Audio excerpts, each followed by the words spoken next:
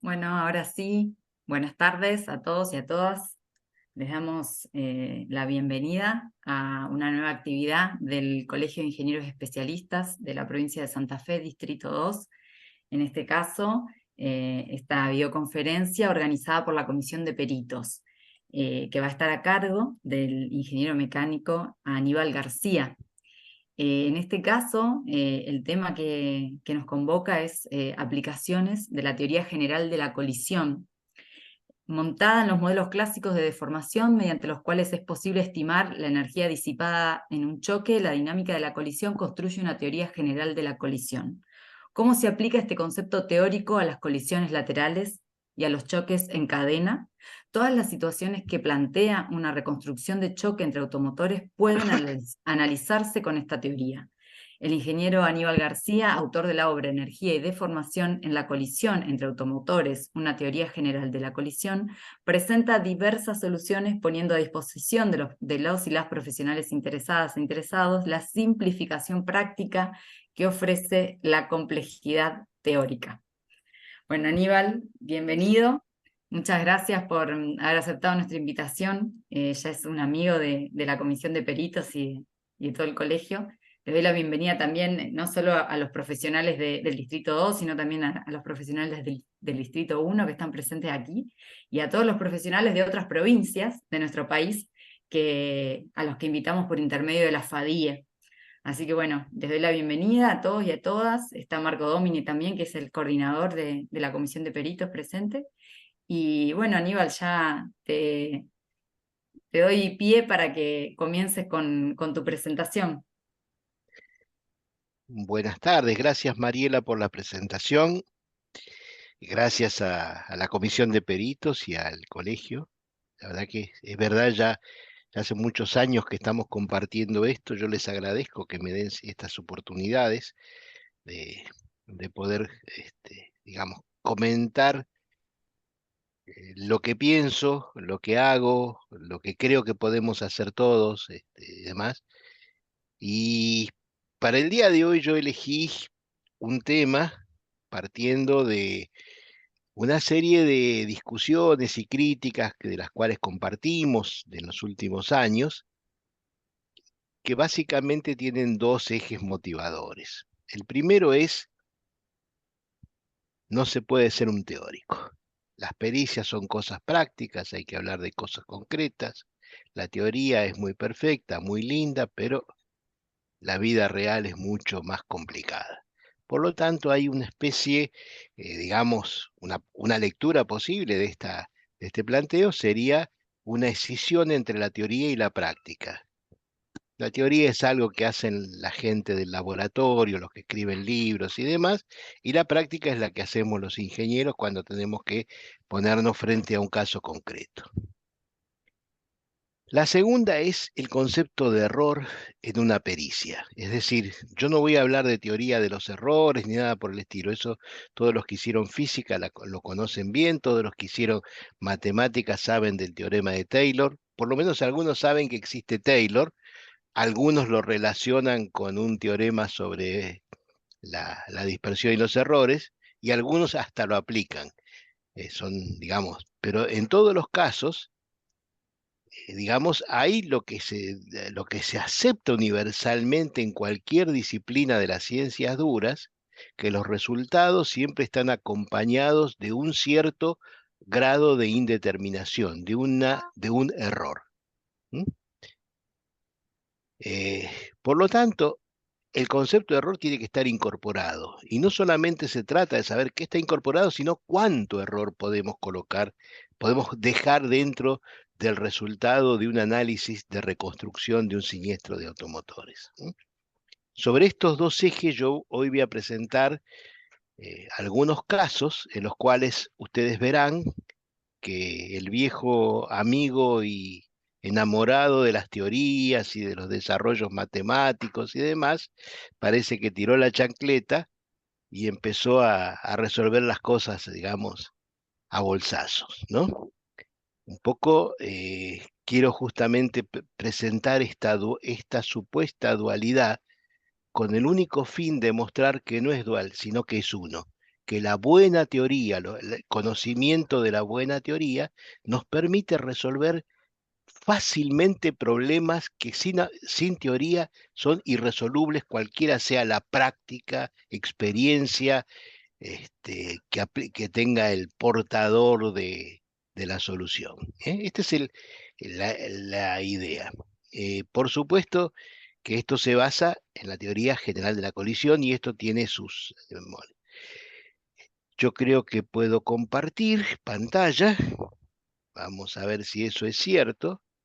Creo que también puedo colocar algo ahí. Puedo compartir esta pantalla.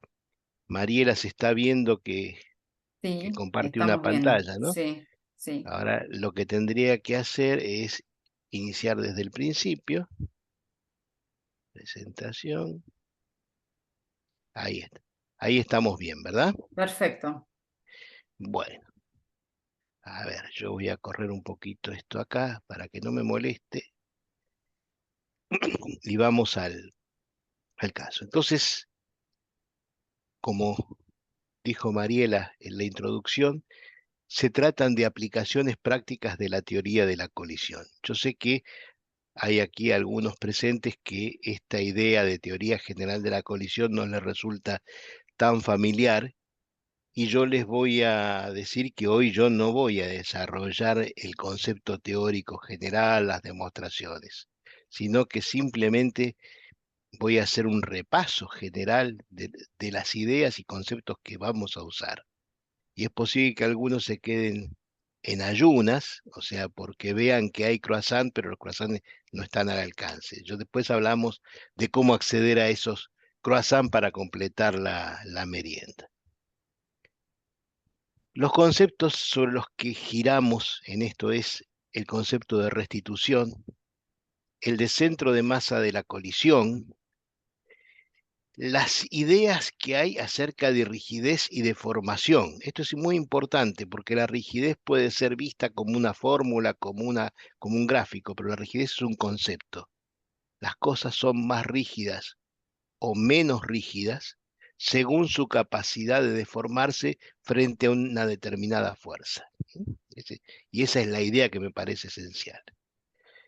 Un concepto clave en todo esto es el concepto de velocidad equivalente de barrera, EBS, que brevemente podemos decir que es la velocidad a la que deberíamos lanzar un vehículo contra una barrera rígida de masa infinita, un paredón, para obtener la misma deformación. O sea, yo tengo un vehículo deformado, ese vehículo tiene una velocidad, esa deformación, ese vehículo, tiene una velocidad equivalente de barrera igual a la que tendríamos que lanzar es un vehículo similar, porque ese ya está deformado, contra un muro para que tenga la misma deformación. En realidad, cuando uno lo piensa, la velocidad equivalente de barrera es un concepto abstracto que además está asociado a la energía disipada, porque en última instancia lo que está asumiendo es que esa velocidad equivalente de barrera al cuadrado multiplicada por la masa y dividido por 2 es la energía que se disipa o la energía disponible en la colisión. Y el último concepto, que posiblemente sea el más sencillo de captar intuitivamente, es la velocidad relativa de impacto o diferencia de velocidades entre los móviles al momento de tomar contacto. Diferencia en un sentido de suma algebraica, o sea, puede ser suma o puede ser resta según la dirección de los vectores velocidad. Recuerden que el vector velocidad tiene dirección sentido, además de módulo.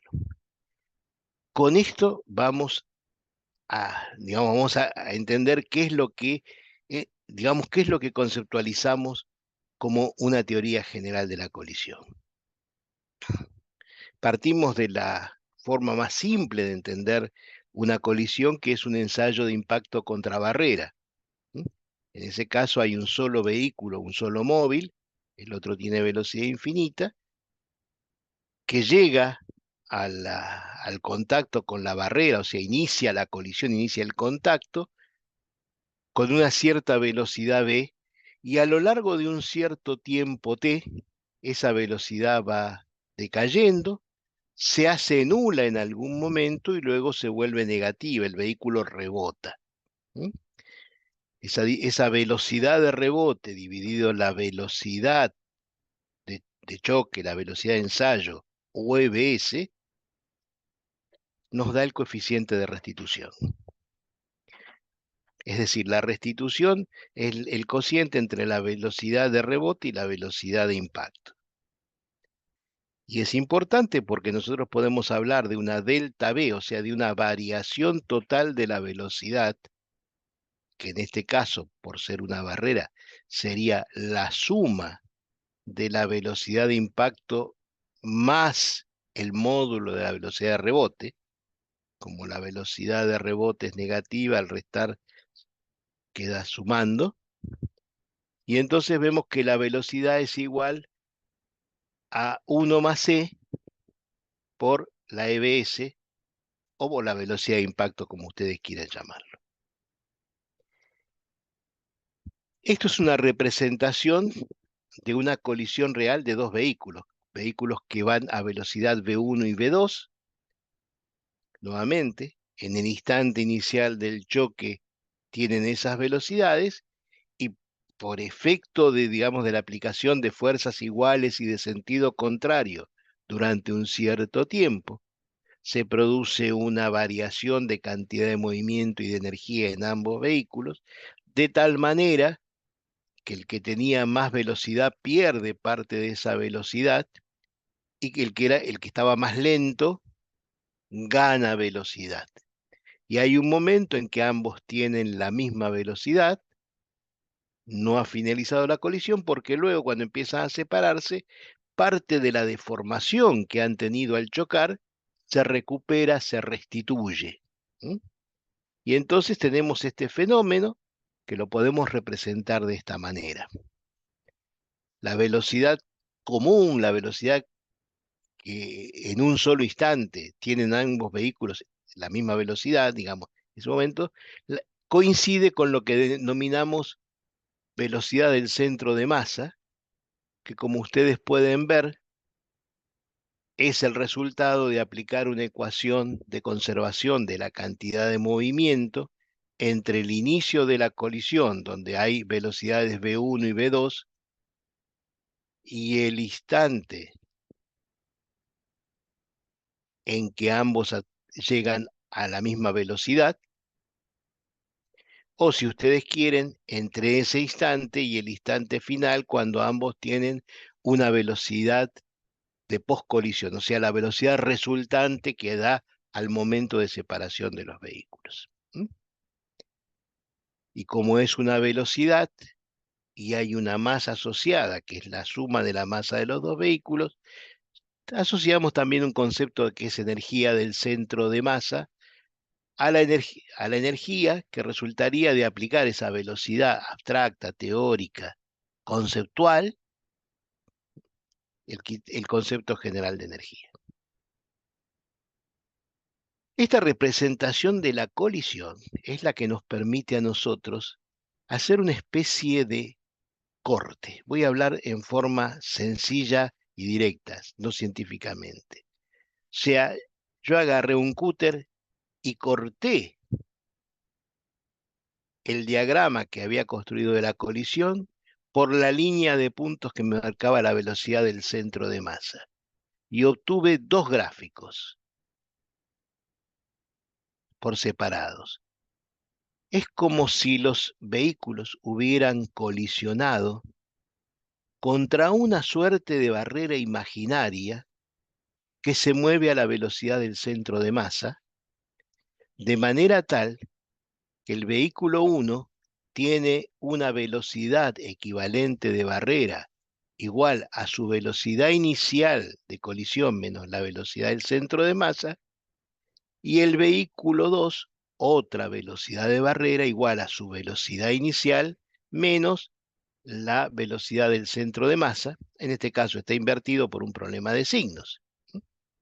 Es decir, que nosotros podemos tratar la colisión de dos vehículos como dos colisiones separadas que ocurren contra una barrera imaginaria que se mueve al, digamos, al a la velocidad del centro de masa. Quizás allí se plantean algunos problemas porque el valor de restitución y el valor de rigidez va a resultar de una composición de los valores de restitución de cada uno de los vehículos, de los valores de rigidez de cada uno de los vehículos y de sus masas. Pero más allá de ese ajuste, digamos, de algunos parámetros, conceptualmente una colisión es básicamente la composición de dos colisiones contra barrera, a una velocidad equivalente de barrera, solo que la barrera es imaginaria y se está moviendo a la velocidad del centro de masa. Dicho esto, nosotros podemos plantear algunas cosas, que son las que están planteadas en general, por ejemplo, que la relación entre EBS1 y EBS2 es igual a la raíz de la relación de masas M2 sobre M1 por la relación de rigidez K2 sobre K1. Es decir, tenemos dos vehículos, un vehículo 1 con masa 1 y rigidez K1, y otro M2 y K2. Es decir, dos vehículos que tienen características distintas. Y fíjense que yo no estoy hablando de la rigidez general del vehículo, sino de la rigidez de la zona que tomó contacto con su antagonista. ¿Mm? O sea, no me interesa cuánto es la rigidez del frente, del trozo, si el choque fue lateral. Me interesa la rigidez lateral. Y otra cosa que podemos plantear es que la velocidad relativa de impacto, o sea, la diferencia de velocidades, va a ser igual a la suma de las velocidades equivalentes de barrera. Es decir, EBC1 y EBC2. Y por unas, digamos, simple operación algebraica de pase de términos y cosas por el estilo, factoreo, tenemos que esa velocidad es igual a un factor que está determinado por el producto de uno más la relación de masas por uno más la relación de rigidez por la EBC2 o por sus inversas en el caso de que el dato sea EBC1. Pero fíjense ustedes aquí que estamos planteando una construcción de un sistema que está asociado y que es independiente de las velocidades absolutas que tengan los vehículos. Porque en este diagrama está claro que un vehículo B1 tiene un sentido de velocidad distinto al vehículo B2. Por lo tanto, si las velocidades iniciales son de distinto sentido, esto se está produciendo un choque frontal. Ambos están desplazando en sentido contrario.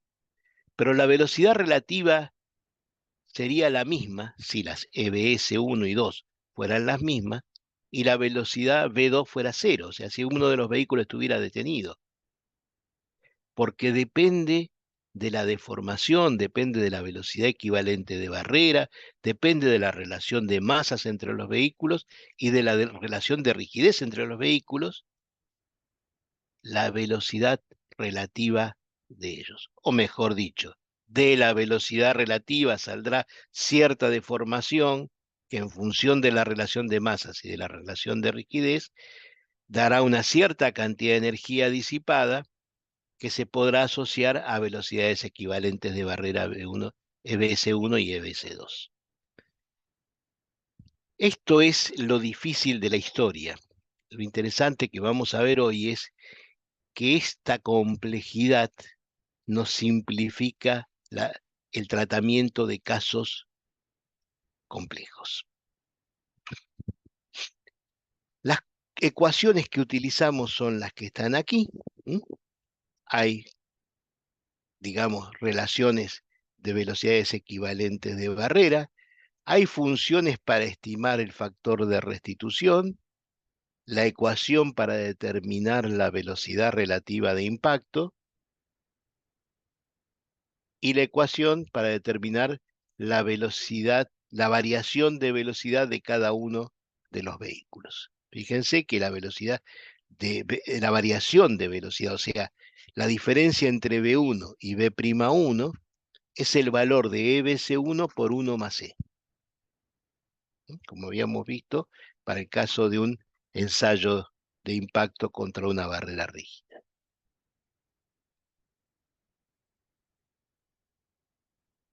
Estas ecuaciones no son, digamos, cualquier cosa, no son recursos sacados de la galera, son resultados de aplicar la conservación de la cantidad de movimiento al choque, de entender el fenómeno de restitución como un problema de la dinámica de colisión y de entender que tanto la velocidad relativa de impacto como la variación de velocidad de cada uno de los vehículos está en función de estos parámetros, EBS y E. Es decir, restitución y velocidad equivalente de barrera son los pilares donde se construye un conjunto de relaciones basadas en los principios físicos de la conservación de la cantidad de movimiento y de la energía, a partir del cual nosotros podemos abordar la resolución de casos particulares de los más variados. Una pequeña tanda, todo esto que yo estoy contando está desarrollado en el libro que yo saqué del año 22 y que desarrolla justamente esto que yo conté en estos últimos 10 o 15 minutos, no sé cuánto llevo hablando, no llevo yo hablando ya 20, pero digamos lo desarrolla tranquilo, bien, con ejemplos y demás. Yo voy a contar entonces ahora, así, seguidito, tres casos distintos. En el libro se habla de otro tema que es la estimación de la energía disipada por deformación. Los modelos clásicos basados en la teoría de Campbell, que son los de McHenry, Crash Test, Prasad, Booth, y varios y muchos más, ¿no? O sea, todos ellos, algunos de ellos son tocados allí, y eso es lo que nos permitiría, nos permite en realidad, no nos permitiría, estimar la velocidad equivalente de barrera de un vehículo según su deformación. Es decir, podríamos calcular la energía disipada y de ahí deducir la velocidad equivalente de barrera. Yo voy a mostrar tres casos donde vamos a prescindir de ese paso intermedio. Es decir,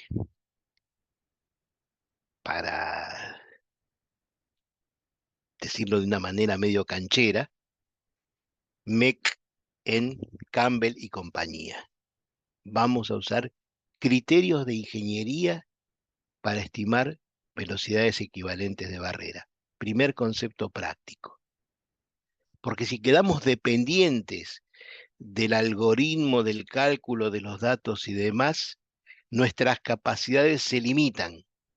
Esos datos casi nunca están bien. Es muy difícil tomarlos.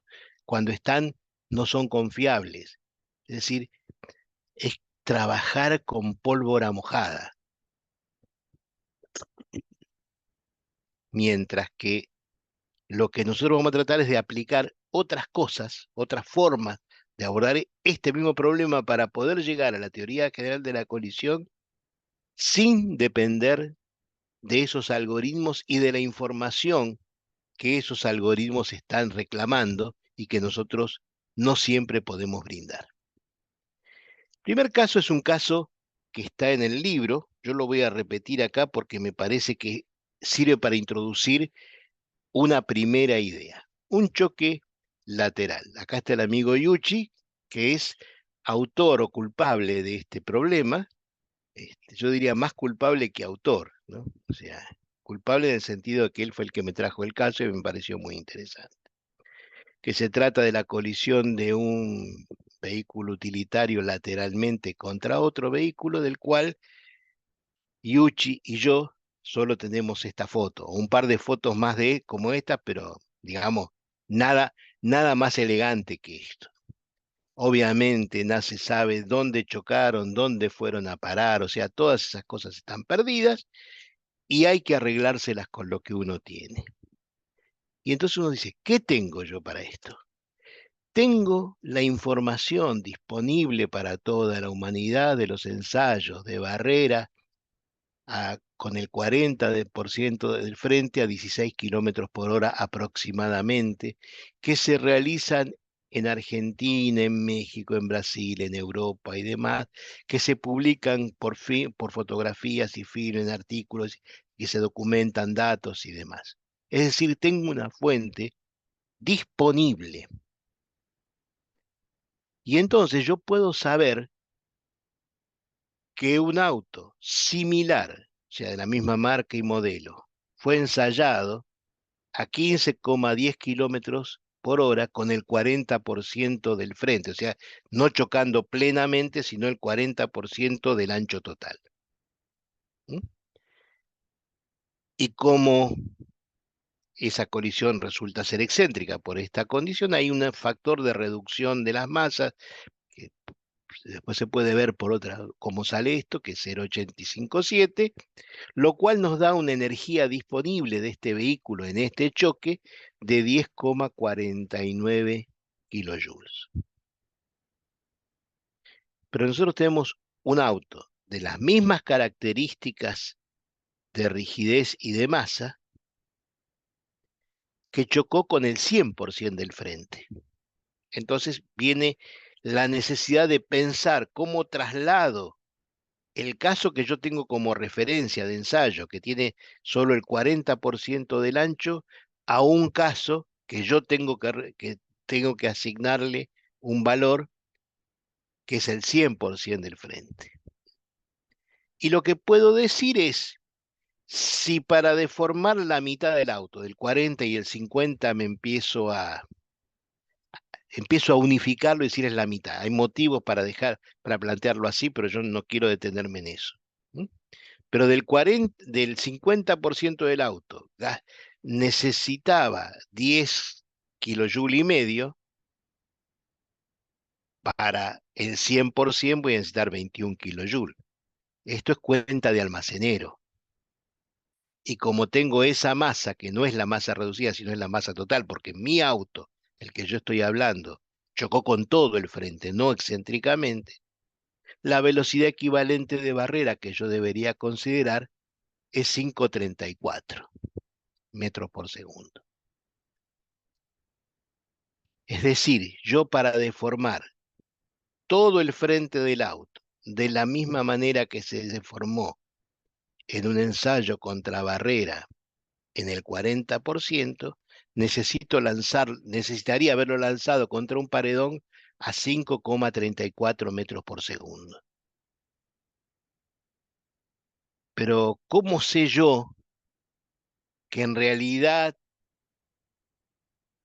la energía real, la diferencia entre la energía real es del 100% y no del 120%? Porque al fin y al cabo, yo lo que estoy viendo es que más o menos la deformación del capó, el hundimiento del paragolpe y qué sé yo, son similares, pero lo de similares está diciendo también son algo distintos.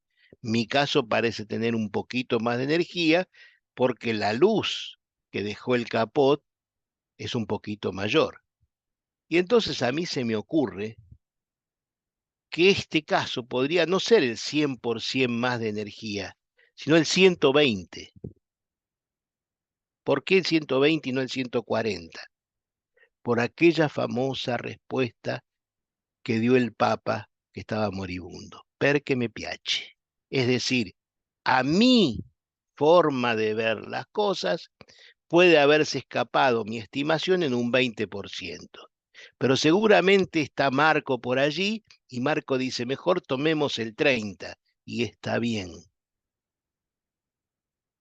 Pero lo que tenemos que hacer después de decir que tomamos el 30, lo primero que tenemos que decir es, no sé qué valor, no hago nada. Eso no lo debemos hacer. Debo arriesgar. No quiero arriesgar tanto, tomo el 30, porque en última instancia lo que estoy haciendo es aumentar el rango de incertidumbre y asegurarme que mi caso real va a estar adentro de ese rango, que es lo único que un perito debe tener en cuenta. Estar siempre dentro del rango de certidumbre, o sea, no por afuera. porque entonces va a tener una indeterminación mayor o menor, pero sí no va a perder certeza. Cualquiera sea el valor real, va a estar adentro del conjunto de valores que estuvo estimando. ¿Y por qué puedo hacer esto? Porque yo puedo subir mucha energía, pero no voy a subir tanta velocidad. De 5.34 me voy a ir a 5.86 y por ahí Marco con su 30%, perdón Marco, no tenés la culpa, soy yo el que te está haciendo este bullying, ¿no? Pero podría haberse ido a 6. Es decir, lo que le hubiera dado un valor que en vez de ser 5,6 más menos 0,3, hubiera sido 5,7 más menos 0,4, una cosa por el estilo, o 5,08 más 0,5. Es decir, no se hubiera ido a otro campo del universo en tema de velocidades. Hubiera estado en lo mismo y va a llegar a las mismas conclusiones que voy a llegar yo, que es eso lo que importa. ¿Mm? Bueno, voy a aplicar la teoría general de la colisión. Tengo la EBS de 1, conozco la masa de ambos, voy a aplicar una ecuación simple sin tomar diferencias de rigidez. O sea, dice, como si en la ecuación yo hubiera considerado que la rigidez es igual en el frente del cangú que choca y en el lateral del automóvil chocado. Yo sé que eso es una barbaridad, lo que estoy diciendo es falso, pero lo estoy planteando simplemente para ver qué error estamos cometiendo.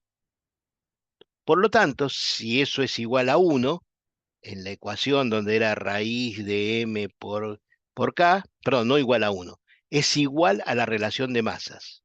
No estoy diciendo eso. O sea, las rigideces son proporcionales a las masas. Por lo tanto, la raíz de m por k va a ser igual que la raíz de m cuadrado.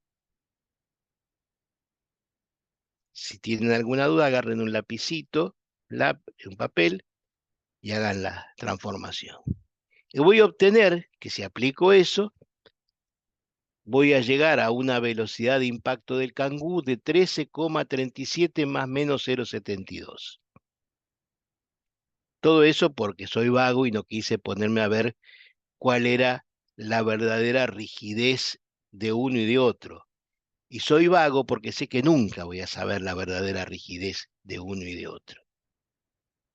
Pero más que saber cuál es la verdadera rigidez, me interesa saber cuál es la verdadera relación de rigidez.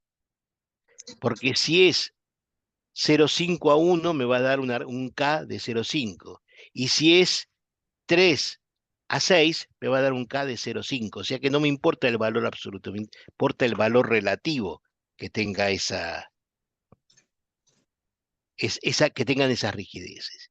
Y entonces, para simplificar las cosas, tomo el valor de crash 3, el valor B, el coeficiente B, que es la pendiente, que es lo más asociable a la rigidez que tenemos.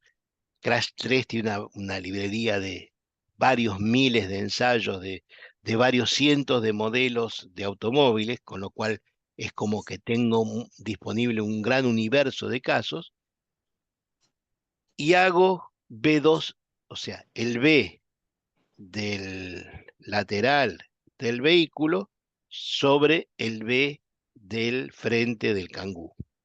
Y fíjense que no me da la relación de 0,725, sino me da una relación de 0,596. O sea, la relación de rigidez es menor que la relación de masas.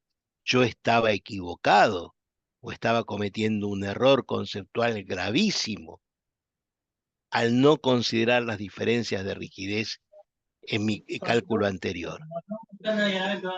Pero, pero el impacto de esa, a ver por favor ese micrófono, el impacto de esa barbaridad que yo he cometido me cambió el resultado de 13,4 a 14,1.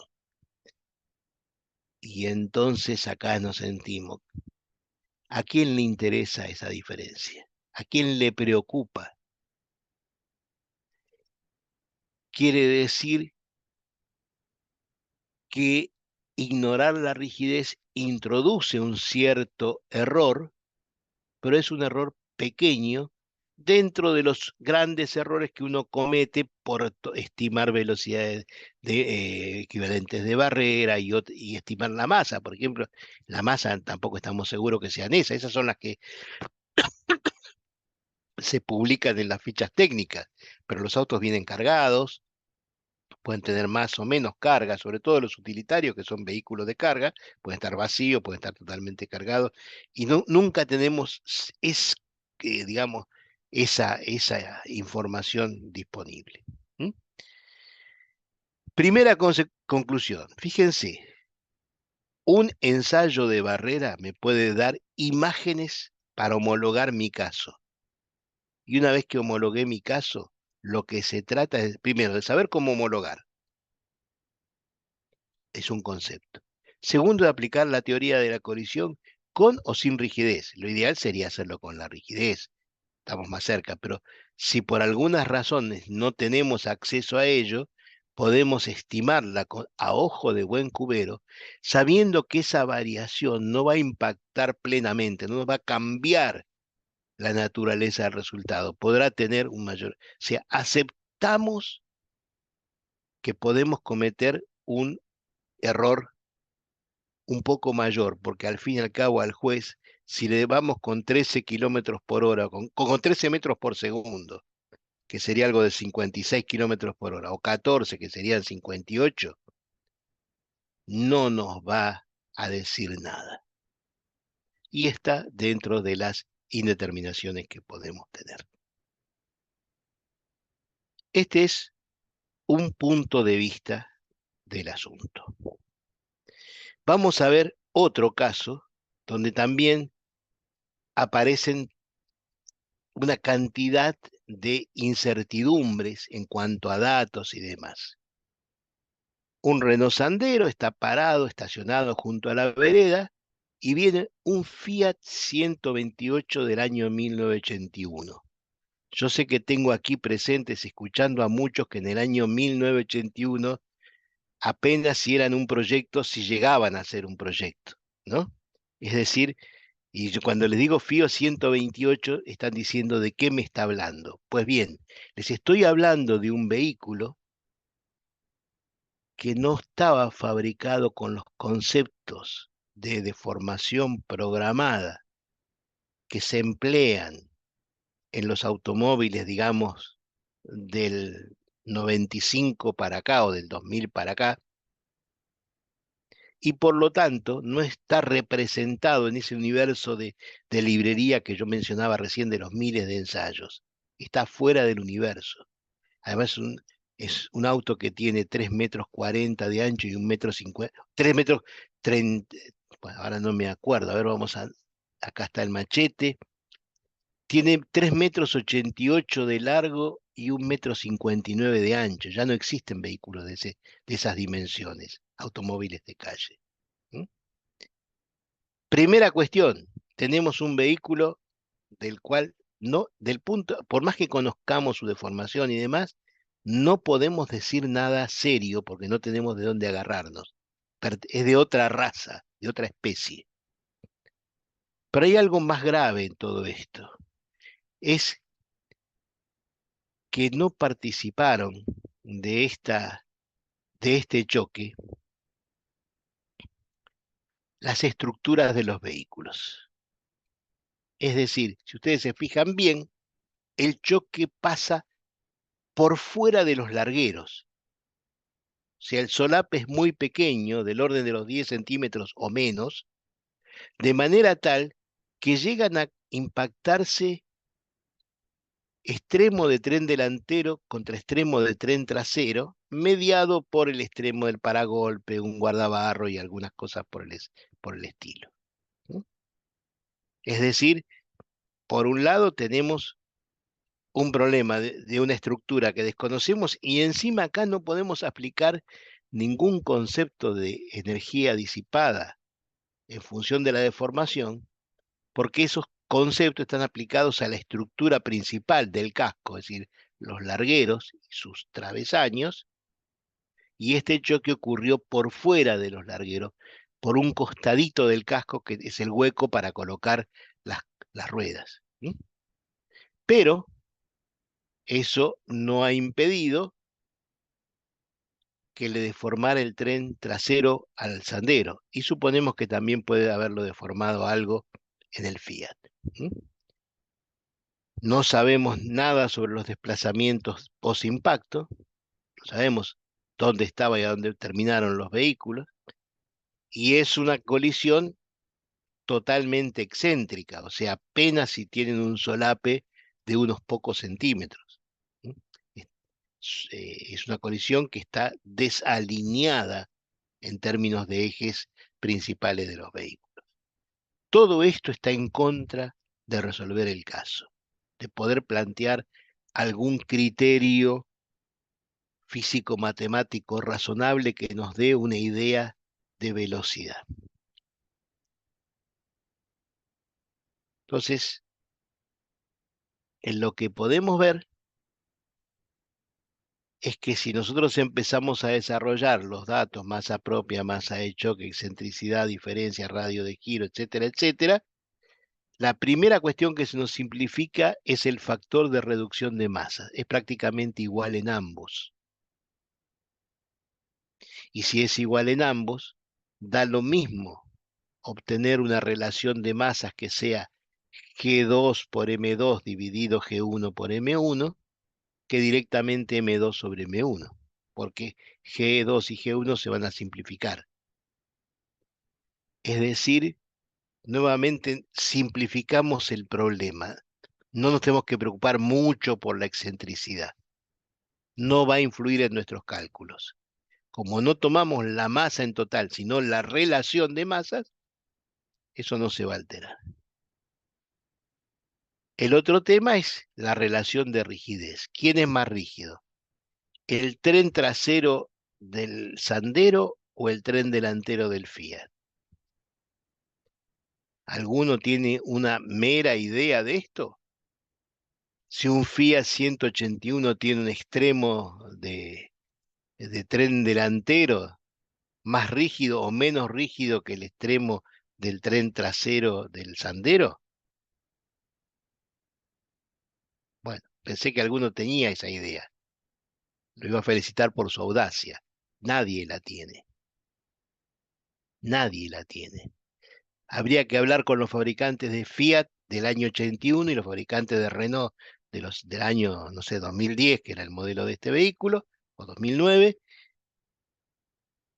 y de ahí empezar a sacar algunas conclusiones. Pero ni ellos saben la rigidez, porque no diseñaron por la rigidez, diseñaron por otras cosas. ¿Mm? Por lo tanto, nosotros tenemos una ecuación donde, como uno de los vehículos estaba detenido, la velocidad relativa coincide con la velocidad de impacto del otro vehículo y es la suma de las EBS de ambos. La teoría es maravillosa. Es más, la teoría dice que no hace falta conocer la EBS de 2, con conocer la EBS de 1, en este caso del Sandero, que es el 2, y la relación de masas y de rigidez, podemos tener una buena relación, una buena respuesta. El problema es que no sabemos cuánto es la EBS2 y no sabemos cuánto es K. ¿Y qué hace uno cuando no sabe?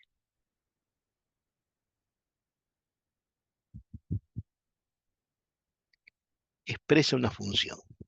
La función es la expresión matemática de la ignorancia. Sé que las cosas guardan esta relación entre sí, por lo tanto forman parte de una curva que dice que para cada valor de un vehículo hay un valor del otro vehículo, pero no sé en qué punto de la curva estoy. Por eso las funciones, es decir, las cosas que están expresadas como una función en relación a una variable, expresan de una manera matemática acabada nuestra ignorancia. Y no hay como ver nuestra ignorancia para aprender un poco. Esta es nuestra ignorancia. A mí se me ocurre explorar soluciones donde la relación de rigidez oscile alrededor de 1. Tengo razones para hacerlo. ¿Mm? Tengo razones. Son dos trenes digamos, delantero y trasero de dos vehículos chico-mediano. No es un camión contra una moto. Deben ser iguales. Posiblemente no sean tan iguales. Y posiblemente yo sea muy ajustado en decir, exploro entre 10% menos y 10% más de un valor imaginario.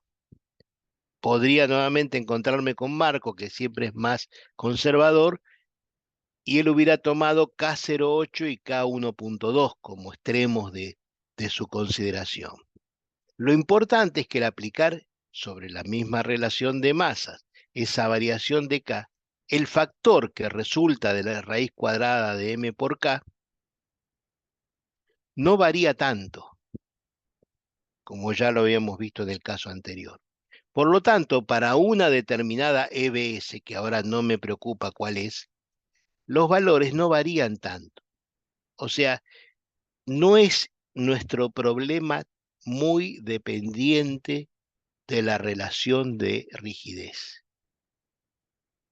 Podemos admitir la indeterminación, la incertidumbre, el error que nos da el desconocimiento de la relación de rigidez. Lo que no podemos admitir es la dependencia muy fuerte que tenemos de la velocidad equivalente de barrera del sendero. ¿Y cuál sería la velocidad equivalente de barrera del sendero? Voy a la definición. Sería la velocidad a la que yo debería lanzar el sendero contra la puntita de un muro de digamos de no más de 10 centímetros de ancho para que el tren trasero se me deformara hasta donde se deformó este. Esa es la definición de EBS. No es la raíz cuadrada de M por LD sobre 2. No, no. 2 de LD sobre M. Es la velocidad a la que yo debería lanzar el vehículo para obtener los mismos resultados. Y entonces ahí viene mi, digamos, mi parte práctica de ingeniero. Y digo, menos de 30 no voy a doblar. A ver, como sé que alguno debe estar preguntándose de qué me está hablando este tipo, estoy hablando de este tren trasero deformado. Y digo, si yo le pego desde acá con algo que venga, o mando el auto en realidad contra un poste a menos de 30 kilómetros por hora, no voy a producir esta deformación, esta rotura, este conjunto de roturas. ¿Por qué? Porque es lo que veo habitualmente en los ensayos. ¿Mm? En los ensayos de menos de 45, 50 kilómetros por hora, apenas se mueve un poquito el tren delantero, porque chocan de adelante. Y el tren delantero y el tren trasero, en términos de rigidez, no deben ser muy distintos. Por lo tanto, tengo un tope abajo de 30 y para arriba tengo mucho, porque podría ser a 35, a 40, 45. Y eso me va a influir, porque no es lo mismo que estuvieran dando a 60, 70, 80 o a 90.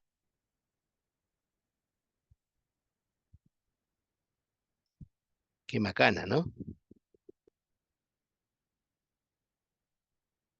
Pregunto yo, para el juez, ¿es más culpable el que atropelló un auto estacionado en una calle cualquiera a, a 70 que a 60? Fíjense que todas estas velocidades equivalentes de barrera tienen como común denominador en sus resultados que las velocidades de circulación y de choque, cualquiera sea el valor de K, están por encima de los 40, 45 kilómetros por hora, que es la velocidad permitida de circulación de una calle. Y yo estoy haciendo una pericia, no un trabajo de laboratorio. Y en este caso, no puedo decir la velocidad ni el rango, lo que puedo decir es el piso. Y ese piso ya dictamina un grado de responsabilidad, de negligencia del conductor, independientemente de que el resultado sea 60, 70, 80 o 90. Es decir, no es más culpable por ir a 90 que a 60. Ni se lo va a eximir por ir a 60 y culpar porque iba a 90. Es igualmente irresponsable en cualquiera de los casos. ¿Mm? Por lo tanto, ¿para qué necesito yo tener un recurso de cálculo más preciso si este recurso ya me permite obtener un dictamen? Por supuesto, si yo tuviera un recurso que me pudiera definir el valor de la EBS2 con mayor precisión, podría dar un mejor resultado, pero no cambiaría mi dictamen, no lo haría inocente al conductor del Fiat. Estoy haciendo una pericia para un juicio, donde seguramente el abogado habrá dicho que manejaba a la velocidad precautoria, conservando todas las cosas, y lo que en realidad manejaba es que se iba de mambo con la velocidad y se perdió el control y se fue a un costado y se llevó por delante el sandero. Y esa velocidad es de 60 para arriba.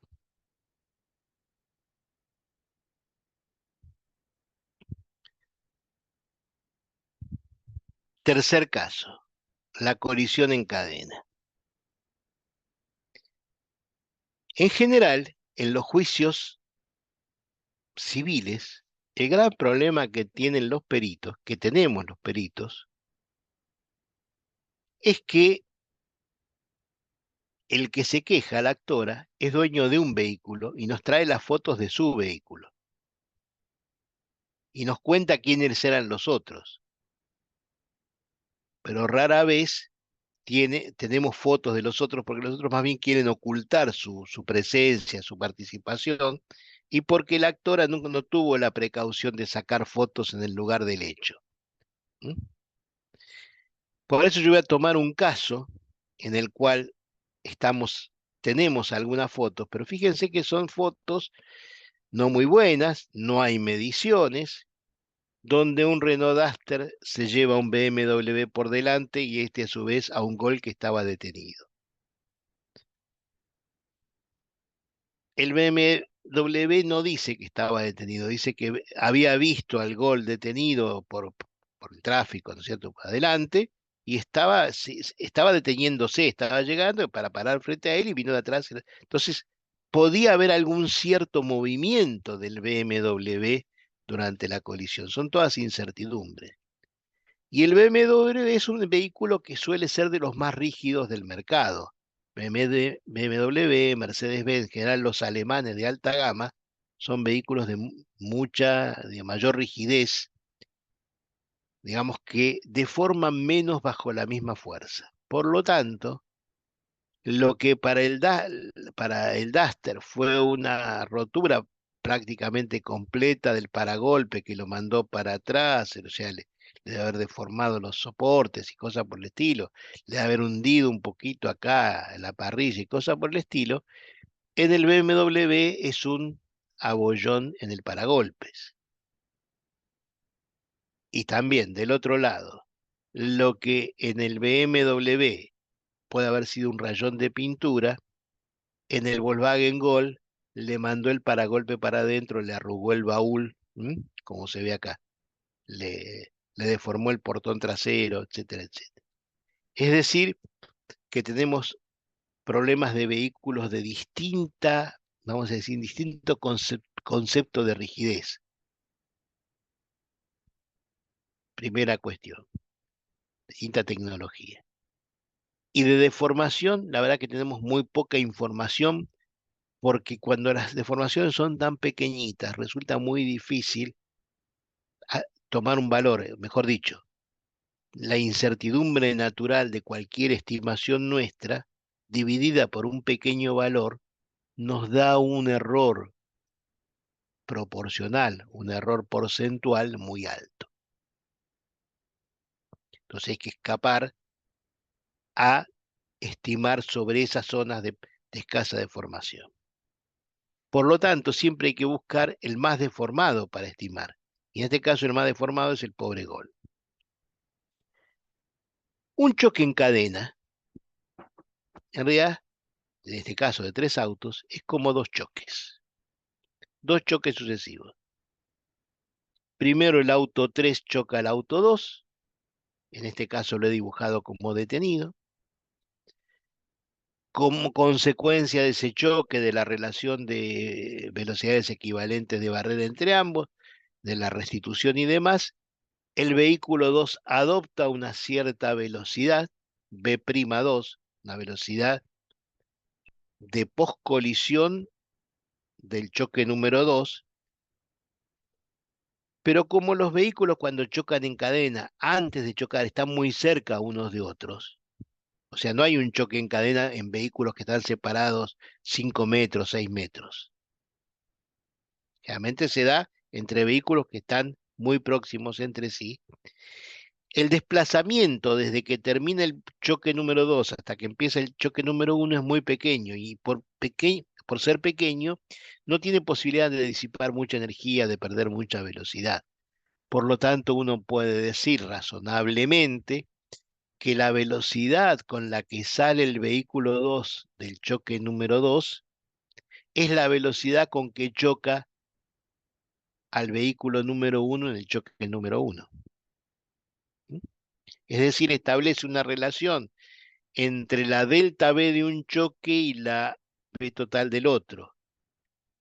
Por lo tanto, aquí se pueden jugar con todos los conceptos de la teoría general de la colisión e ir reconstruyendo esta secuencia de choques en un sentido que uno elige por la conveniencia de donde tiene los mejores datos disponibles. En nuestro caso, nosotros tenemos los mejores datos disponibles en el, en el Volkswagen Gol. Entonces van a decir, ¿cómo saqué yo que es de 11 a 16 kilojoules? Por el mismo criterio con que estuvimos viendo en el primero de los casos. Es decir, por comparación con ensayos de baja velocidad de vehículos semejantes que tienen deformaciones del mismo orden. Y fíjense que yo no soy tan audaz como algunos creen, porque yo estoy poniendo un rango que tiene una variación de un 50% en términos de energía, de 11 a 16. ¿Mm? Si fuera de 11 a 17 y medio sería casi el 50% exacto, acá debe ser el 40 y tantos. Pero esa variación de energía me da una variación de EBS de 1 metro por segundo, o si ustedes quieren, de menos de 4 kilómetros por hora, o sea, parto de una indeterminación pequeña. Y analizo en primer lugar el choque número 1, o sea, el último de los choques, porque como partí del valor de la deformación del Volkswagen Gol, mi secuencia de análisis tiene que arrancar de ahí y proyectarse hacia el otro lado. ¿Qué es lo que yo obtengo en este primer análisis? Una relación de masas, una relación de rigidez que estimo en 0,5, porque estoy tomando el frente de un vehículo muy rígido como es el BMW, con el sector trasero de un vehículo que es bastante menos rígido que es el Volkswagen Gol. Por lo tanto, digo que el Gol tiene la mitad trasera, el Gol en su sector trasero tiene la mitad de rigidez. ¿Estoy cometiendo error? Seguramente que sí. ¿Va a ser muy serio ese error? Los ejemplos anteriores me muestran que no tengo que preocuparme por eso. Y llego entonces, por esas cuestiones de cálculo, a transformar la EBS del Gol, que era de 4,5 a 5,5, en la velocidad relativa de choque, que es la velocidad V2, o sea, la suma de EBS1 más EBS2, que es que coincide con la velocidad post colisión del choque número 2, del que sucedió antes. ¿Se entiende lo que estoy haciendo? Estoy simplemente aplicando la teoría general de la colisión a este choque, partiendo de las consecuencias que tuvo en el choque en el auto que estaba detenido.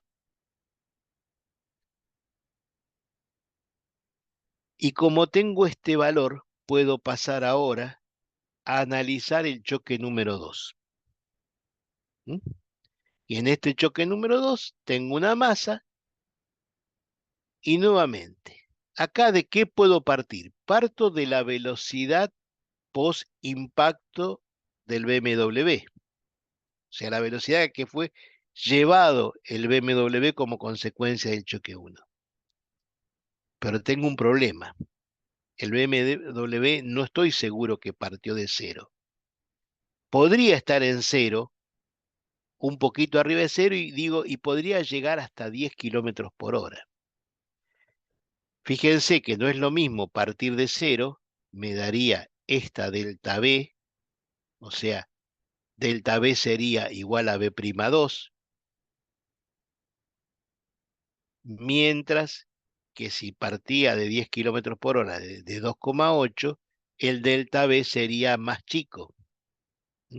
Llegaría por aquí, de 4,2 a 5,8 en mis cuentas.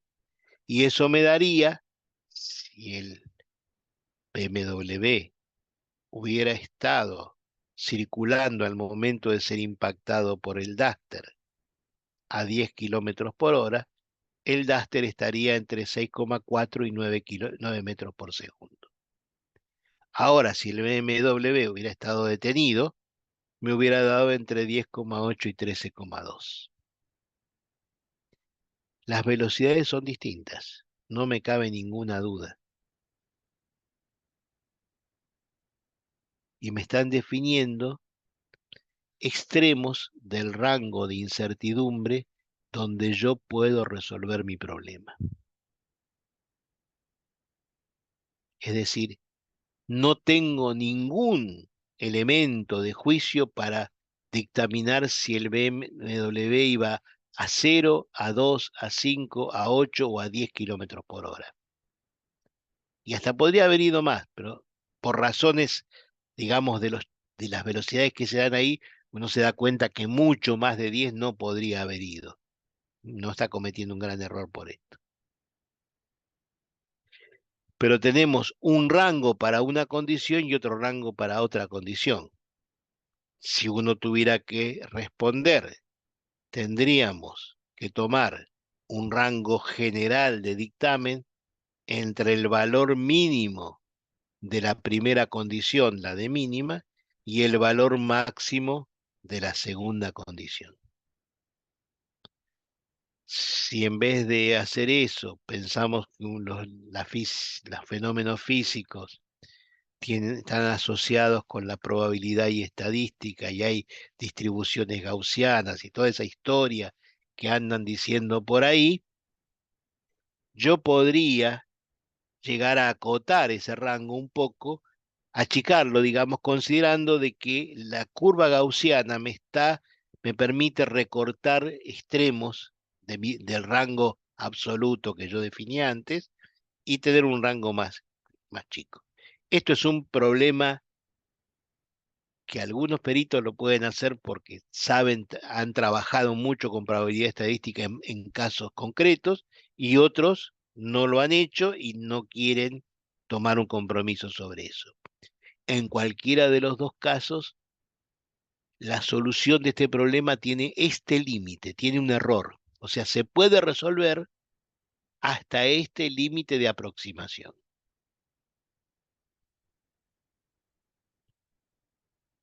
Es lo que hay. Muchos dicen, pero es casi el 100%. Es cierto, si yo estoy tomando el extremo de 6,4, el extremo de 13,2, estoy tomando casi una duplicación, ¿no es cierto?, del valor. Es cierto. Ahora, si yo hubiera contestado, no hay datos suficientes, el error sería infinito. Por lo tanto, el error del 100% es mucho más pequeño que el error de decir no sé, no hay datos, no sé cómo hacerlo, no se puede resolver. Esta es la forma de aproximarse lo que se puede aproximar. Es como cuando uno anda en el campo minado, no puede andar zapateando de cualquier manera. Tiene que caminar con más cuidado. ¿Mm? ¿Qué les estoy contando yo con estos casos? Les estoy contando simplemente que de los tres casos donde vamos a llamar la teoría clásica que se usa en reconstrucción de la huella de frenada y o de algunos otros adminículos más que se pueden dar, nos hubieran dado resultado cero. ¿Cero en qué sentido? No sé cómo calcular la velocidad. Y en los tres casos pudimos apelar a recursos donde lo firme de la teoría eran los conceptos, no las fórmulas. Las fórmulas las podíamos masajear un poquito. De hecho, lo estuve haciendo a propósito para mostrar que por más que yo masajea la fórmula, masajear quiere decir tirar para arriba, para abajo un parámetro, ¿no? Es decir, esto puede ser de tanto o puede ser de tanto otro, o puede dar resultado así o asá, los conceptos son firmes. Y por lo tanto, el resultado puede ser incierto, o sea, tener un gran rango de variación, pero son rangos de certeza. El hecho sucedió adentro de ese rango, no afuera. Y yo sé que sucedió, aunque no pueda decirlo con absoluta precisión. Porque al fin y al cabo, en esta vida, nadie puede dar resultados con absoluta precisión, aunque escriba con varios decimales después de la coma. ¿Mm? Será porque tiene una calculadora o una computadora con un display muy grande que le admite muchos decimales. Pero tiene que, acá en la cabeza, tiene que sacarse unos cuantos decimales de más que tiene.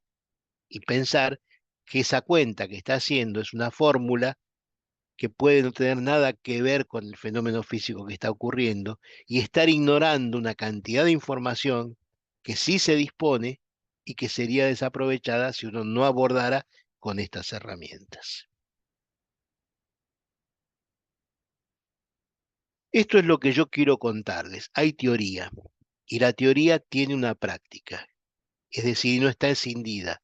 La teoría son conceptos, las fórmulas, las ecuaciones, las funciones, las demostraciones, tienen como finalidad de darle carnadura, darle fortaleza al concepto, transformar una idea abstracta en una herramienta concreta de trabajo. A partir de ahí hace falta ingeniería. ¿Qué quiere decir ingeniería? Saber cómo acceder a fuentes de datos y transformarlo en evidencia para meterlo dentro de los conceptos de la teoría. No se trata de aplicar fórmulas complejas. Las fórmulas pueden ser complejas o no. La teoría de la colisión, una de las características que tiene es que es relativamente ecuaciones simples, ecuaciones sencillas. Quizás cada uno de los términos de la ecuación arrastre un concepto complejo que no lo traemos desde la cuna, que lo tenemos que incorporar. Yo insisto mucho con este enfoque del problema, de que los peritos estudien en serio, profundicen, tengan armas intelectuales poderosas, pero que tengan la libertad, que se sientan libres de poder recurrir a distintas formas de poder meter esa teoría, esos conceptos en realidades manchadas de barro. Que no se queden hasta que yo no tenga el perfil de deformación bien definido, yo no puedo calcular nada. Y si no tengo información sobre la rigidez, no puedo hacer nada, ¿no? O sea, no. porque si espero eso, lo que voy a tener es justamente nada. Mientras que si uno tiene criterios de ingeniería para abordar, y criterio de ingeniería es arreglarse con lo mejor de lo que se tiene a mano. Uno de nuestros próceres fue el ingeniero Casafús, que construyó el primer dique San Roque en la ciudad de Córdoba, o en las cercanías de la ciudad de Córdoba. Ese dique lo construyó con cal de Córdoba, porque la cal de Córdoba era mucho más barata que el cemento de Olavarría. Y Casafús no hizo nada más que decir cuánto resiste la mezcla de arena con cal. Y resiste menos que el cemento, por lo tanto le tengo que dar mayor espesor a la pared para que me aguante, digamos, la presión del agua. Unos cuantos ignorantes y algunos interesados en vender cemento de Olavarría frente a la cal de Córdoba, le hicieron un juicio a Casafús, lo mandaron a la cárcel, terminó suicidándose y construyeron el nuevo dique San Roque, todo de hormigón, muy finito y muy esbelto y muy lindo, como lo vemos ahora, y después, por un tema de seguridad, fueron a volar el dique de Casafús y no pudieron. Es decir, Casafús había hecho verdadera ingeniería, había buscado llegar a un resultado con lo que tenía a mano, con lo que era económico.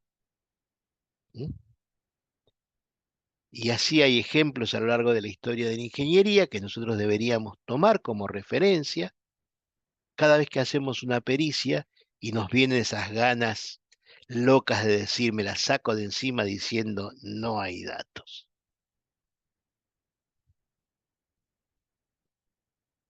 En el libro con el que termino la charla de hoy haciendo una nueva tanda, yo puse en el último capítulo algunos ejemplos de este tipo, solamente para ilustrar algunos de los recursos que complementan la teoría. Y la charla de hoy tiene como finalidad acentuar ese aspecto. Yo quiero, digamos, que los colegas, los jóvenes y los viejos, dejen de asustarse por la teoría, la tomen con cariño, pero no se casen con la teoría. La teoría les da herramientas. Párense frente al hecho que tienen enfrente y usen la herramienta que mejor se adecúa a la información que tienen. Dicho lo cual, yo quedo a disposición de todos ustedes para que me pregunten lo que quieren, me digan lo que quieran, menos mensajes para mi mamita.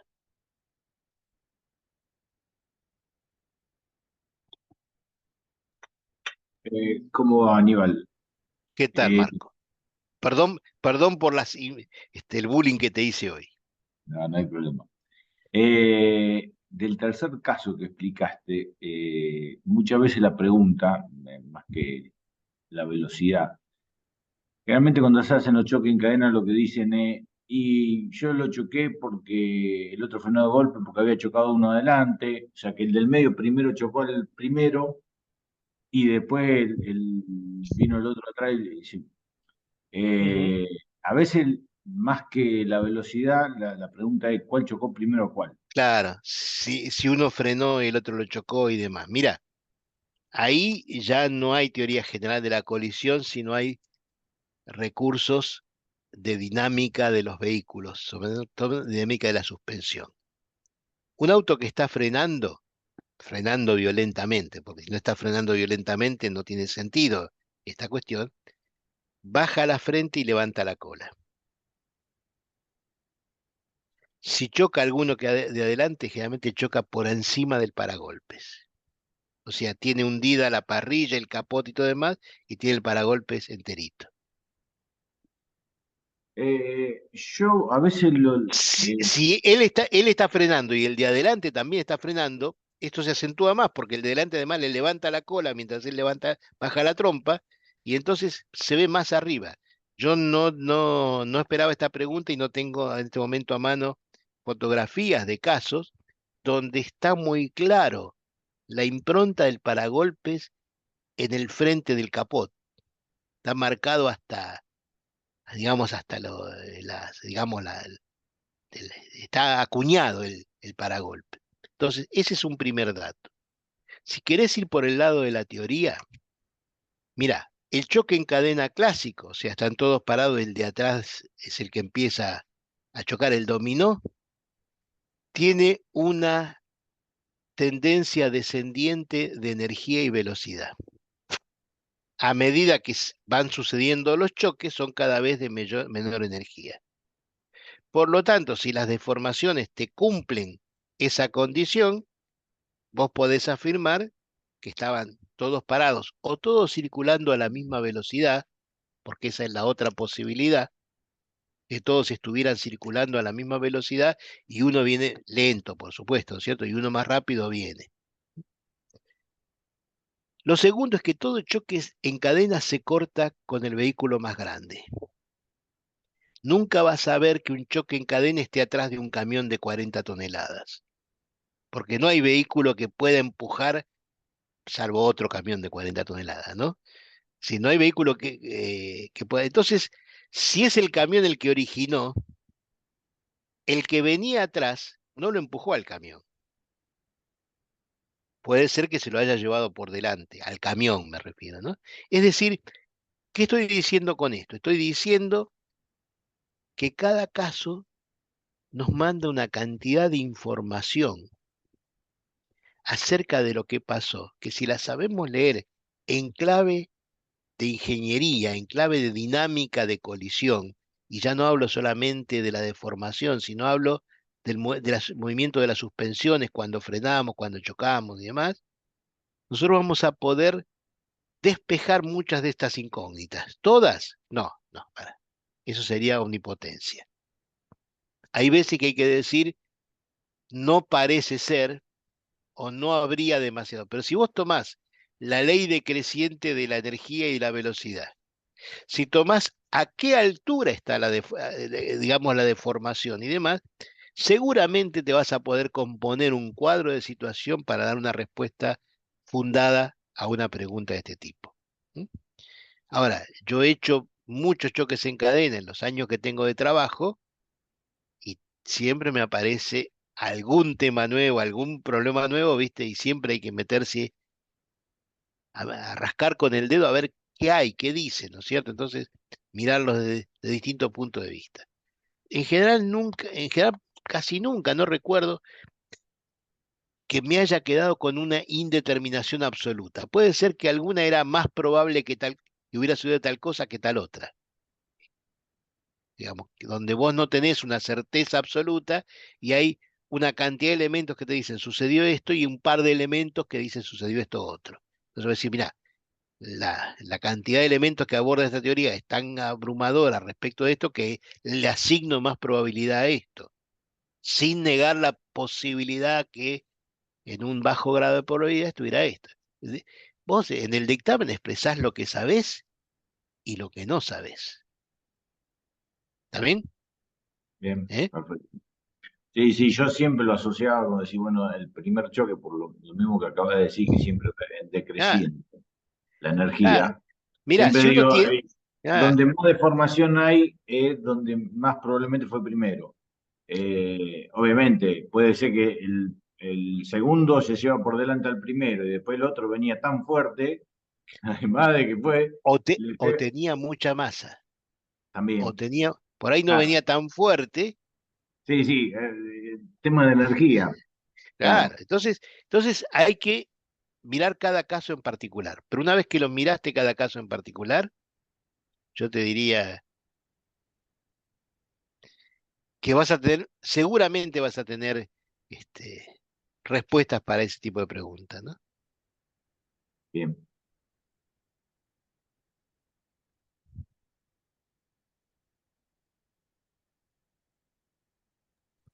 Aníbal, hay algunos comentarios en el chat que voy a leer. Adelante. Bueno, preguntan por el libro, si se puede comprar, eso por un lado. Sí, se puede comprar. Después les Creo que podemos... La editorial se llama Nueva Librería.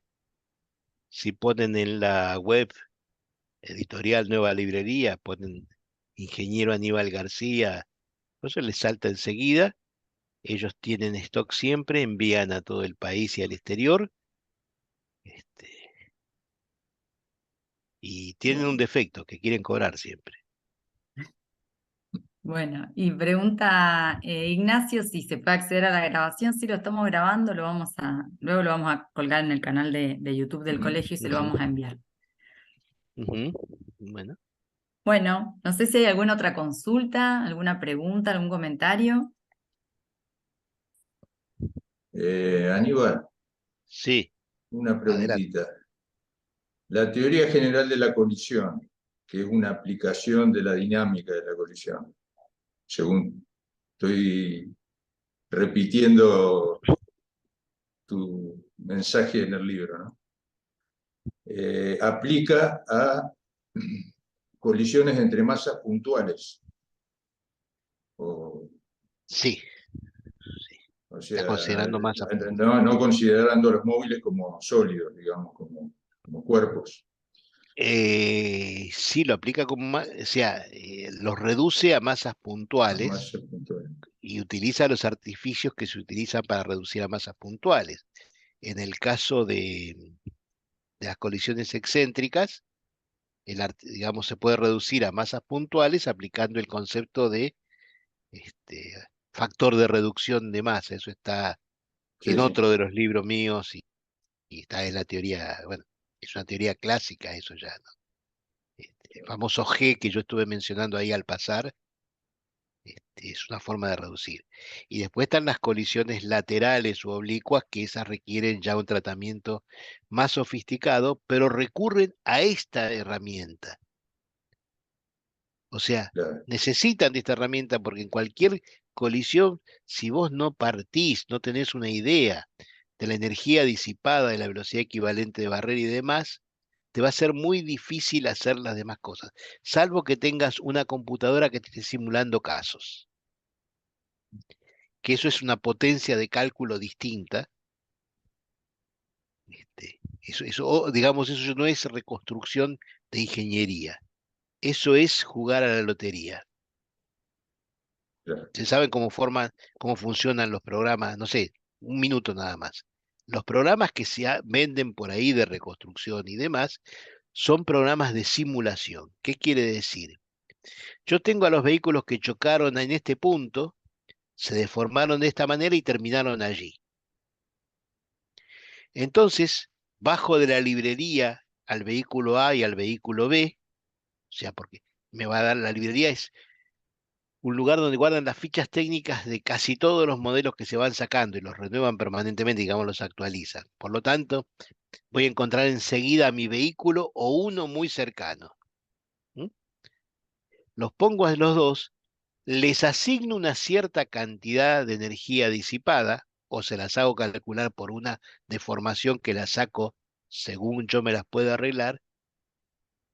Y con eso les digo, les asigno una cierta condición de desaceleración posimpacto, es decir, fueron frenando, fueron derrapando, estaba húmedo, el piso era rugoso, en fin, distintas condiciones. Y entonces yo digo, supongo que A tiene 40 kilómetros y B 30. Los hago chocar y me mandó uno para allá y otro para acá. Ah, eso no puede ser. Entonces, supongo que A tiene 35 y B 38. Y los choco y me sacó uno para allá, ya me estoy acercando. Hasta que llega un momento donde me los manda al mismo lugar. Y yo digo, Eureka.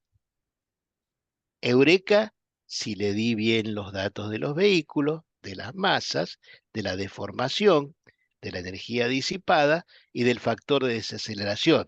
Y sobre todo si sé dónde chocaron y dónde fueron a parar y haciendo qué movimientos. De los tres casos que yo presenté, no tenemos esa información. Entonces, no lo podemos simular. Y como no lo podemos simular, ¿qué hacemos? Nada. Entonces, los programas de reconstrucción son para reconstruir cosas No son para reconstruir, son para simular casos que uno cree resueltos de un modo y va probando, probando, probando hasta que hace bingo. ¿Mm? Todo jugador de la quiniela alguna vez sacó algún número a la cabeza. No, mi pregunta iba justamente por la comparación, o mejor dicho, por la decisión que hay que tomar ante un caso, en qué modelo usar, si es la teoría general de la colisión o la de choque lateral. Por El ahí choque venía la lateral pregunta. es una forma particular de integrar, entre otras cosas, la teoría de la colisión. ¿Mm? Vos te referís a otro libro que yo tengo escrito de hace poco, publicado hace poco, en el cual también, pero hoy no hablamos de eso, así que No, está bien. salvo hacer propaganda del libro, digamos, para que el editor venda. Bien, bueno, si no hay más consultas, entonces lo despedimos a Ah, Aníbal agradeciéndole por este conversatorio, por esta conferencia que nos perdón, Mariela. ofreció. ¿Cómo, Eh, Marco? ahí había una consulta, creo, Ah, una consulta más, a ver. y creo que sí, creo que ya lo había comentado en otras charlas, Aníbal, esto de si se aplica de un automóvil con una moto. Si se puede, si se sabe bien cómo funciona la estructura de la moto, es lo mismo. Porque en realidad esta teoría es para autos o para cualquier cuerpo deformable. El gran problema es que las motos tienen sus especificidades, entonces no se puede sacar la EBS de una moto, no es tan sencillo. No es que no se pueda hacer, hay que meterse en los ensayos de motos y demás y sacarlos. Y el gran problema es que las motos se ensayan chocando de frente. Y una gran parte de los choques son atropellos de moto, o sea, le pegan a la moto lateralmente. Por lo tanto, todos los ensayos no dicen nada sobre eso. Y como la moto, la carrocería exterior de la moto es la humanidad del motociclista, entra más la biomecánica en el tema que los problemas de la dinámica de colisión. O mejor dicho, hay que meter biomecánica dentro de la dinámica de colisión para poder abordar esos casos. ¿Mm? Dicho eso, digamos, con esas pequeñas salvedades, una moto y un auto pueden ser analizados con esta teoría también, ¿sí? De hecho, se hace, de hecho, digamos, lo hacemos, no, no.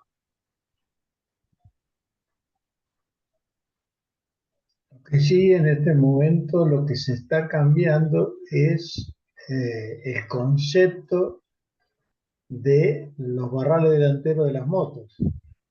Es decir, se está trabajando en forma invertida con los barrales, con lo cual muchos de los ensayos que se hacían antes no sirven más, porque la rigidez que está tomando es totalmente distinta. Es lo mismo que con los cuadros tipo diamante, Ujú. son muchísimo más rígidos Sí, que los sí, sí, tradicionales. es muy complicado el tema de la moto. La moto un dato muy interesante siempre es cómo se deforma la llanta de la rueda delantera. Claro.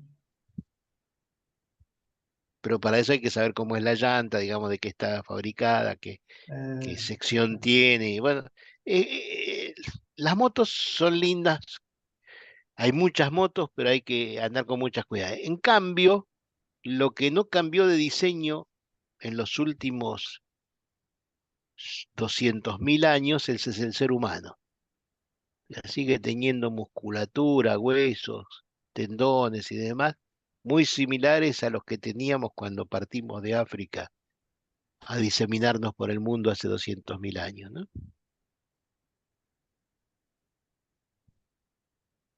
Así que Sí. por ahí son datos más certeros que los tecnológicos.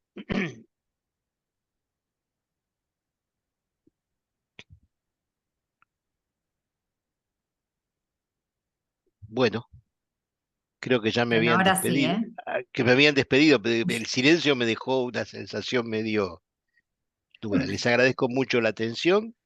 Será hasta cualquier momento. Gracias al colegio, gracias Mariela, Marco, directivos y colegas de Rosario. Y hasta cualquier momento. Bueno, Aníbal, muchas gracias a vos y a todos los que se han contactado de nuestro colegio, del Distrito 1, del Distrito 2 y también todos los profesionales que se han sumado de otras provincias por intermedio de la FADIE. Así que buenas noches a todos y a todas. Buenas noches. Bueno, buenas noches. noches, Buenas gracias. noches.